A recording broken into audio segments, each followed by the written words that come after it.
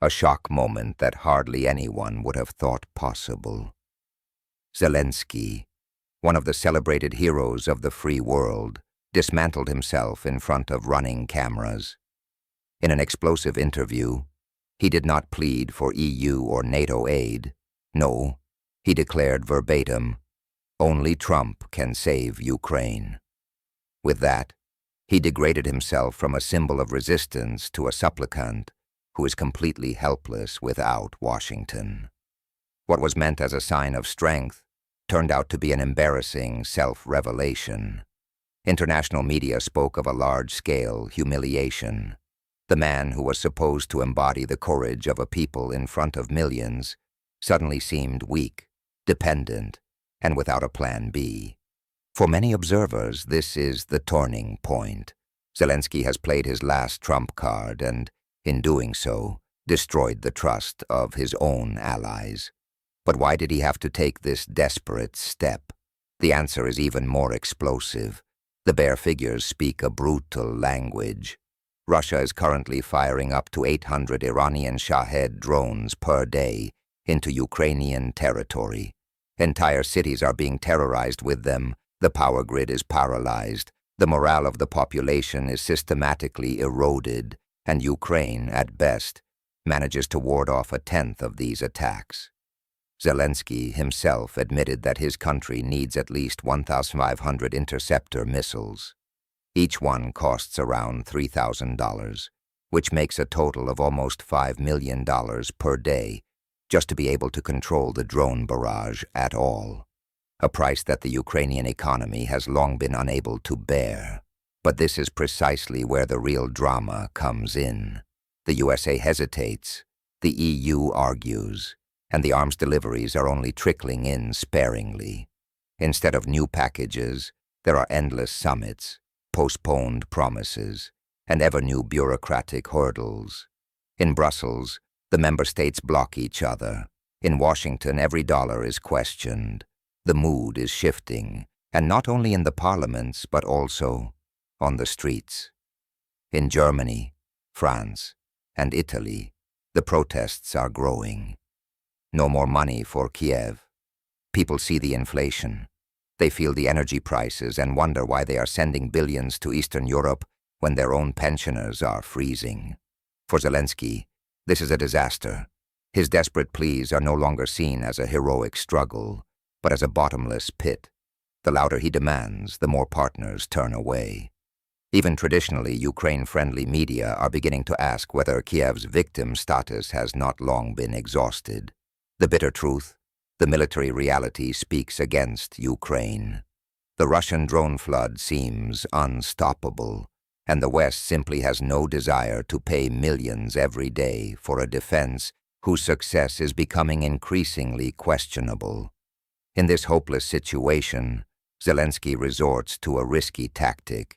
He deliberately makes the world watch by daring to launch spectacular strikes into the heart of Russia, thereby risking an even greater disaster. The situation continues to escalate not only on the front, but also at the highest international level. For while Russia relentlessly sends drones and rockets at Ukrainian cities, some of these attacks are now even crossing the borders of NATO states. Debris is impacting in Poland and Romania. The alliance's air defense systems have had to be activated several times. Warsaw pulled the emergency brake and invoked Article 4 of the NATO treaty, an alarm signal that is not triggered lightly. But the alliance's reaction shows how deep the uncertainty sits.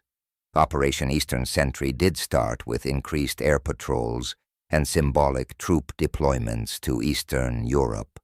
But what is striking is that no one in Brussels, Berlin, or Washington dares to make a clear statement of commitment to Kiev. The message is quiet, but clear. NATO does not want to be drawn deeper into this war, and it was precisely in this tense situation that Zelensky ignited a political bomb.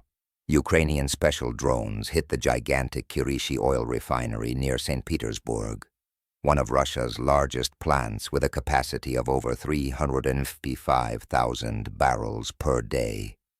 Images of black clouds of smoke made headlines worldwide, accompanied by jubilant reports from Kiev. A success against Putin's war machine. But that was not all. At the same time, important railway lines in the Kursk and Belgorod region were sabotaged, massively hindering Russian supply routes.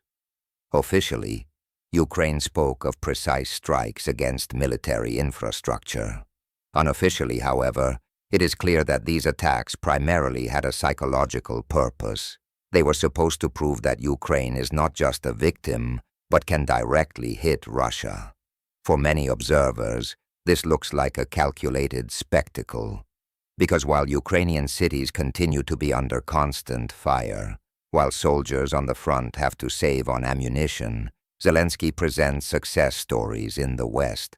Critics say this is not a strategic victory, but a show to keep the donor countries in a good mood. And the calculation seems to be correct. Western media enthusiastically picked up the pictures. Burning oil tanks, exploded trains, Russian panic. But behind the scenes, nervousness is high, because with every strike deep into Russian territory, the risk of a direct escalation grows. Moscow could use these attacks as justification to officially threaten NATO. This is precisely what Germany, France, and Italy fear most. The irony is that what Kiev wants to sell as proof of its strength could ultimately reveal its own weakness, because whoever is forced to use risky, spectacular strikes to attract attention is primarily showing one thing, that they are no longer in the advantage on the front. So while Zelensky is relying on dramatic images to force weapons and billions from Washington and Brussels, unease is growing in NATO. Because if Ukraine attacks Russia deeper and deeper on its own territory, then the alliance suddenly finds itself at the center of an escalation spiral that no one can control. And as if that wasn't dangerous enough, then came the next scene that explained everything. The Alaska summit between Trump and Putin. There it finally became visible who really determines the game, and who has long been standing on the sidelines.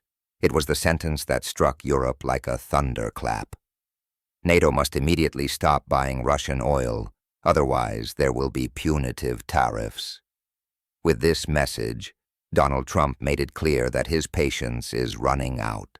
For many European states, this was a cold shower, because despite all the sanctions, oil is still flowing from Russia via detours, via third countries, via gray markets, and suddenly the question arose, will NATO now be punished by Washington itself?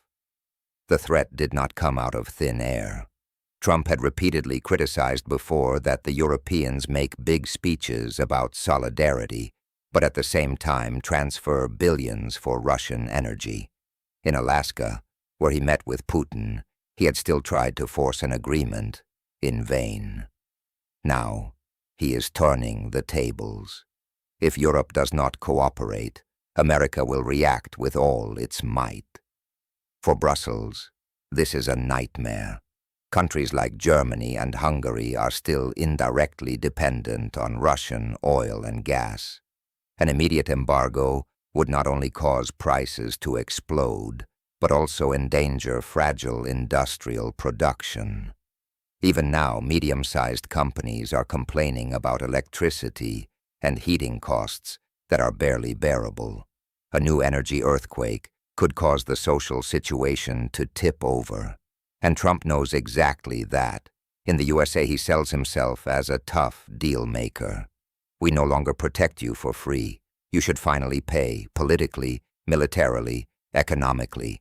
And in the same breath, he signals that Ukraine is no longer a priority for him. His focus, America first, Europe pays the bill. If the forest even even vems, the Empetes only neuen Janstel Wittstadt proves economically yes-no, in parten to load.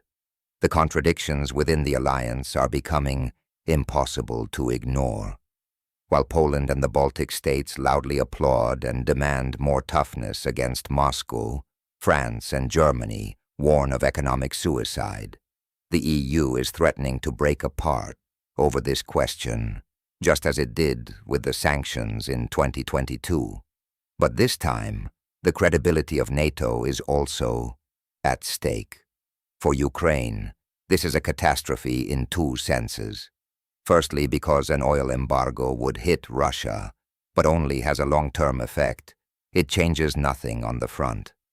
Secondly, because the division of the alliance means that political support continues to erode. Instead of new arms packages, Europe is now discussing punitive tariffs. Instead of solidarity, there are recriminations. Zelensky is thus once again the loser. His pleas for air defense systems and financial aid are overshadowed by the headline. Trump is threatening Europe with tariffs while he is fighting for the survival of his country. The world is talking about gas station prices and inflation rates. The image that remains is that Ukraine is no longer the center of Western attention, but a burden that is being geopolitically instrumentalized. And another detail makes the situation explosive. Trump's demand means nothing less than open blackmail of the NATO partners. Either they follow his line or they risk a trade war with the USA. He is thus questioning the basic principle of the alliance, common defense. For what is a defense community worth if the most powerful partner forces its allies to their knees economically? For observers, it is clear that this is more than a political maneuver. It is the preparation for a strategic shift. Trump is painting the picture of a NATO that only exists as long as it serves American interests. And for Ukraine, that means if Washington no longer sees any benefit, then Kiev is finally alone. At precisely this moment, as Europe is arguing about energy and tariffs, it is already simmering in Kiev itself. For even in his own country, Zelensky is rapidly losing support, and the people are beginning to openly rebel against him. Kiev, the heart of the Ukrainian capital, was long a symbol of resistance and perseverance.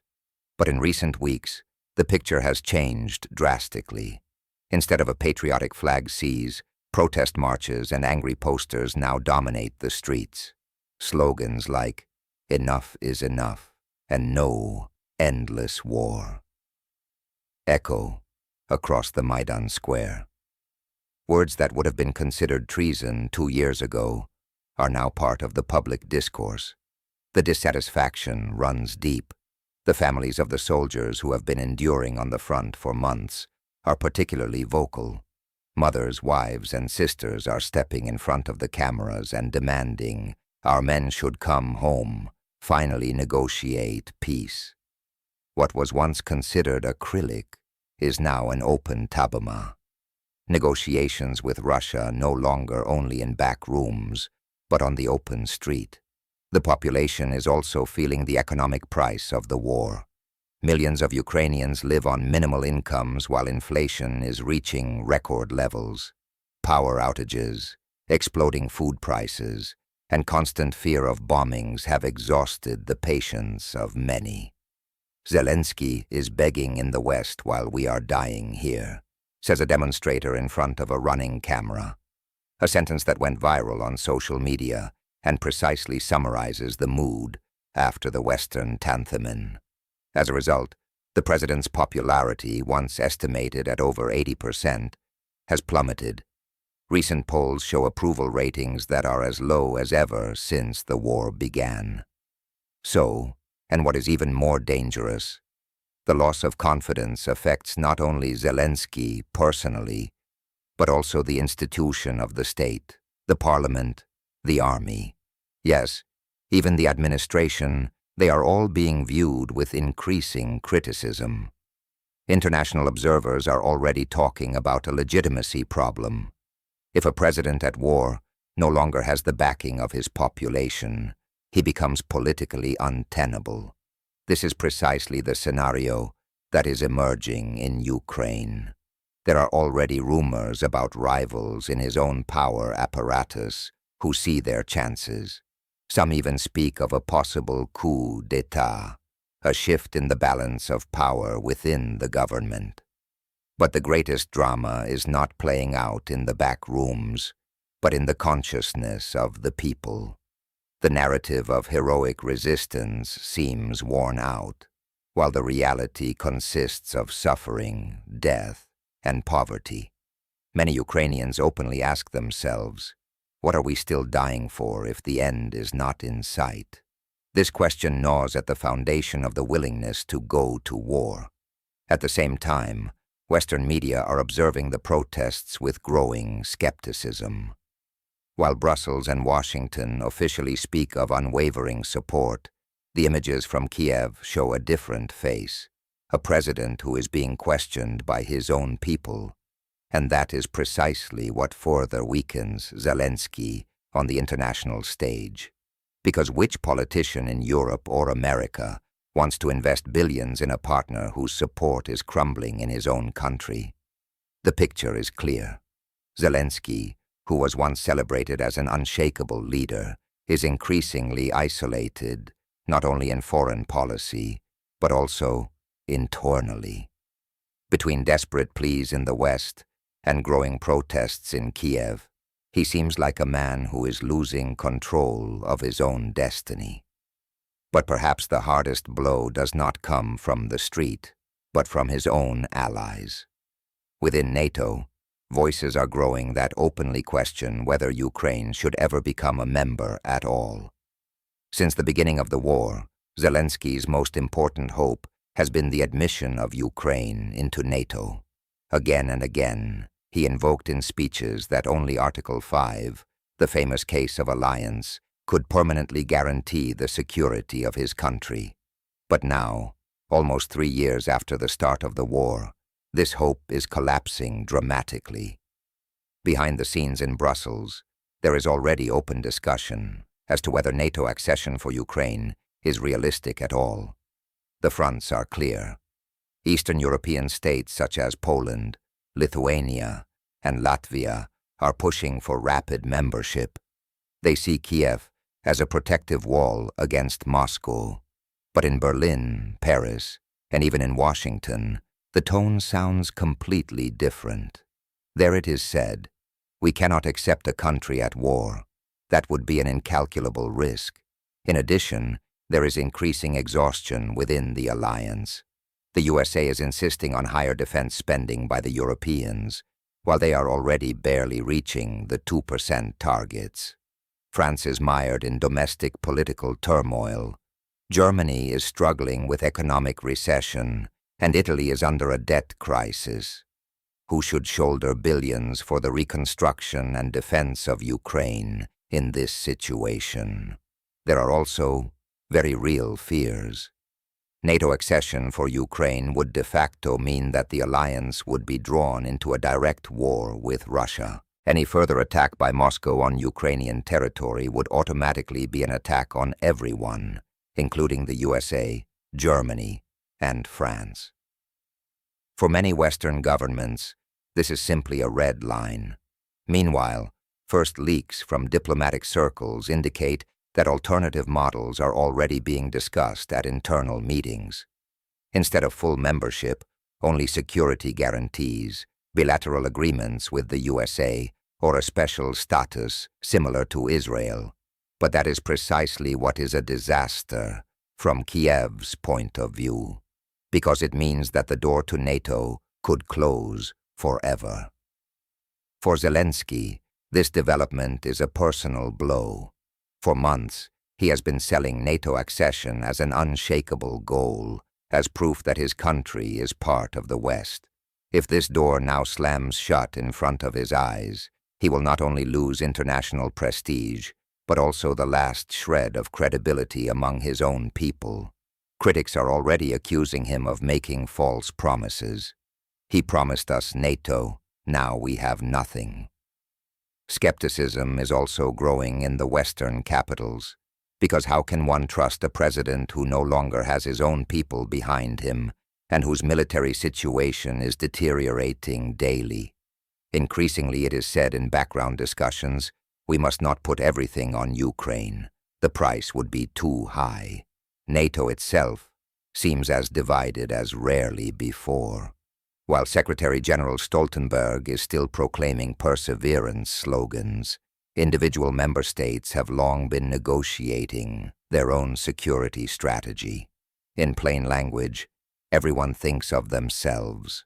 The unity that was invoked at the beginning of the war is disintegrating piece by piece. This brings a scenario closer that seemed unthinkable until recently. Ukraine remains on the sidelines, and NATO tries to stabilize itself without it. For Kiev, this would be tantamount to a capitulation in the geopolitical power game. For Zelensky, however, it is the ultimate loss of face. Manhattan in der Flagogetten flend, in der Charros in Terrent, in Intens Tentsei. Zelensky Lifelight, hier für Zelensky Sinn im Intent. Land Intent. Und so entsteht ein Bild von historischer Tragweite. While Putin gains time and Trump pulls the strings, Zelensky loses not only the support of the people, but also the backing of his allegedly closest allies. NATO itself is wavering, and Kiev is threatening to plunge into the void for good.